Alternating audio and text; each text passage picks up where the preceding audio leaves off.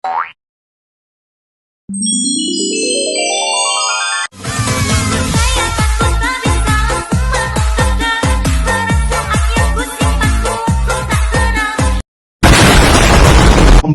side-eye, criminal offensive side-eye.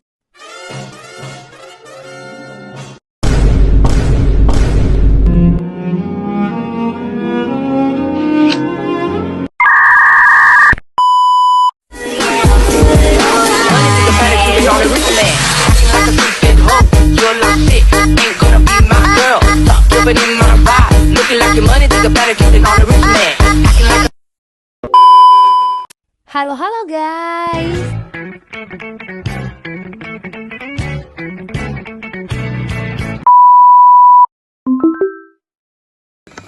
Bismillahirrahmanirrahim. Assalamualaikum warahmatullahi wabarakatuh.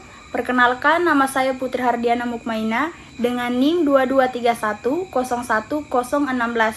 Saya dari Fakultas Ilmu Administrasi Publik. Di sini saya akan mempresentasikan hasil PPT saya yang berjudul Pengembangan Aplikasi Layanan Publik sebagai Inovasi Birokrasi. Di sini kita akan menjelaskan apa sih itu inovasi birokrasi. Inovasi birokrasi adalah upaya pembaruan dalam tata kelola pemerintahan untuk menghasilkan pelayanan yang lebih cepat, efisien, transparan, dan responsif melalui penerapan metode, teknologi, atau pendekatan baru. Adapun tujuan pengembangan aplikasi layanan publik terdapat 6 poin. Yang pertama, mempercepat proses pelayanan, dan yang kedua, mempermudah akses layanan, dan yang ketiga, meningkatkan transparansi, keempat, meningkatkan efisiensi kerja pemerintahan, dan yang kelima, meningkatkannya akuransi data, dan yang terakhir, meningkatkan kepuasan masyarakat. Kemudian, di sini saya akan menjelaskan apa sih itu peran aplikasi dalam reformasi birokrasi? Mari kita jelaskan. Aplikasi berperan mempercepat proses pelayanan, memotong rantai birokrasi yang panjang, serta menghadirkan transparansi dan akurasi data sehingga kinerja pemerintah menjadi lebih efisien, responsif, dan akuntabel dalam menjalankan reformasi birokrasi. Next, di sini kita akan bahas apa sih itu fitur utama aplikasi pelayanan publik. Di sini terdapat 5 poin. Yang pertama, pendaftaran online. Yang kedua, pelacakan berkas atau status layanan. Yang ketiga, notifikasi dan pengingat. Dan yang keempat, pengaduan dan saran digital. Yang kelima, database terintegrasi. Next, di sini kita akan bahas manfaat bagi masyarakat dan pemerintahan.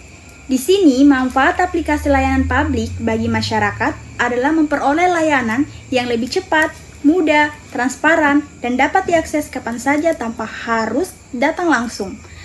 Dan di sini manfaat bagi pemerintah adalah meningkatkan efisiensi kerja, memperbaiki akurasi data, mempercepat proses administrasi, serta mempermudah pengawasan dan pengambilan keputusan berbasis data. Next, di sini kita akan bahas apa saja contoh aplikasi pelayanan publik. Yang pertama, Dukcapil Online atau Identitas Kependudukan Digital atau yang biasa disingkat dengan IKD, Layanan Administrasi Kependudukan. Yang kedua, Layanan BPJS Kesehatan. Yang ketiga, Layanan Pengaduan Masyarakat. Dan yang keempat, SIPD atau yang biasa disingkat. Next, di sini juga terdapat tantangan pengembangan aplikasi. Tantangan dalam mengembangkan aplikasi pelayanan publik meliputi keterbatasan infrastruktur teknologi, terutama di daerah yang aksesnya internet belum merata, kesiapan sumber daya manusia yang masih rendah dalam mengoperasikan sistem digital, keamanan data yang harus dijaga dari kebocoran atau penyalahgunaan, serta minimnya literasi digital masyarakat yang membuat adopsi aplikasi tidak selalu berjalan optimal. Selain itu, anggaran dan koordinasi lintas instansi juga sering menjadi hambatan dalam memastikan aplikasi berjalan efektif dan terintegrasi. Di sini terdapat strategi implementasi. Strategi implementasinya adalah meningkatkan kemampuan aparatur, memperbaiki infrastruktur teknologi, mensosialisasikan pengguna aplikasi kepada masyarakat, serta melakukan monitoring dan evaluasi berkala agar pelayanan berjalan secara efektif. Di sini terdapat pula juga dampak inovasi digital. Dampak inovasi digital adalah menciptakan layanan yang lebih cepat, mudah, transparan, dan efisien, sehingga pelayanan publik meningkatkan proses birokrasi menjadi lebih sederhana, serta kepercayaan masyarakat terhadap pemerintah ikut naik. Baik, sekian dari hasil pemaparan materi saya. Di sini saya akan membacakan kesimpulan secara keseluruhan. Secara keseluruhan, pengembangan aplikasi layanan publik sebagai inovasi birokrasi menjadi langkah penting untuk menciptakan pelayanan yang lebih cepat, mudah, dan transparan. Melalui digitalisasi, pemerintah dapat memperbaiki efisiensi kerja, meningkatkan akurasi data, serta memperkuat akuntabilitas. Sementara itu, masyarakat memperoleh layanan yang lebih praktis dan dapat diakses kapan saja.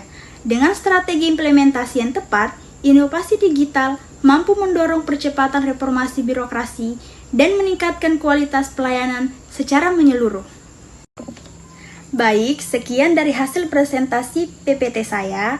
Lebih dan kurangnya mohon dimaafkan. Wabillahi taufiq wa hidayah. Wassalamualaikum warahmatullahi wabarakatuh.